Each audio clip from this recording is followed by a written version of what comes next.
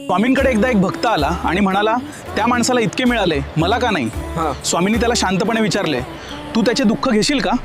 तो गप्प झाला. स्वामी म्हणाले, प्रत्येकाचे नशीब वेगळे असते, प्रत्येकाचे संचित वेगळे असते, प्रत्येकाचा मार्ग वेगळा असतो. तू दुसऱ्याचे सुख पाहतोस पण त्याचे कष्ट दिसत नाहीत, दुसऱ्याचे यश पाहतोस पण त्यामागचे अश्रू दिसत नाहीत. तुलना हे दुःखाचे सर्वात मोठे कारण आहे. आजच्या काळात सोशल मीडियामुळे हे दुःखणे अजून का वाढले आहे. सगळे आपले सुखाचे क्षण दाखवतात, दुःख कोणी दाखवत नाही. त्यामुळे आपल्याला वाटते की सगळे सुखी आहेत, फक्त आपणच दुःखी आहोत. स्वामी सांगतात, स्वतःच्या वाटेवर चाल, दुसऱ्याच्या वाटेकडे पाहत बसू नकोस. जय जय स्वामी समर्थ श्री गुरुदेव दत्त.